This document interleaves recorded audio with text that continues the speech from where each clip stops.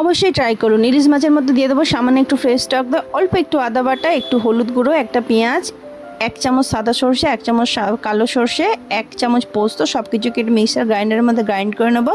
সর্ষে পোস্ত বাটাটা মাছের মধ্যে দিয়ে দেবো স্বাদ মতো নুন দিয়ে ভালোভাবে মাছের মধ্যে ম্যারিনেট করে কিছুক্ষণ রেখে দেবো।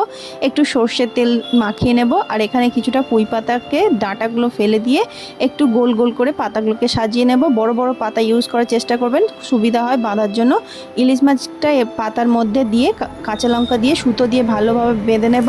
কড়াইয়ের মধ্যে কিছুটা সর্ষের তেল দিয়ে পাতুরিগুলোকে দিয়ে ঢাকনা চাপা দিয়ে কিছুক্ষণ স্টিম করে নেব। এপাশ ওপাশ উল্টে দিলেই আমাদের রেসিপিটা রেডি হয়ে যাবে। অসাধারণ লোভনীয় হয়, অবশ্যই ট্রাই করবেন। কেমন লাগলো অবশ্যই জানাবেন। ধন্যবাদ।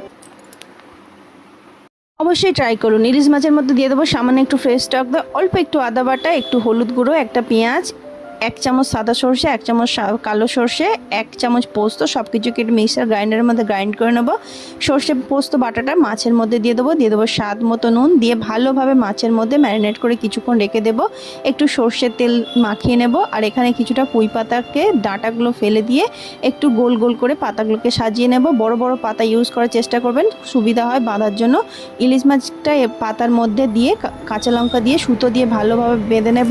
কড়াইয়ের মধ্যে কিছুটা সর্ষের তেল দিয়ে পাতুরিগুলোকে দিয়ে ঢাকনা চাপা দিয়ে কিছুক্ষণ স্টিম করে নেব। এপাশ ওপাশ উল্টে দিলেই আমাদের রেসিপিটা রেডি হয়ে যাবে। অসাধারণ লোভনীয় হয়, অবশ্যই ট্রাই করবেন। কেমন লাগলো অবশ্যই জানাবেন। ধন্যবাদ।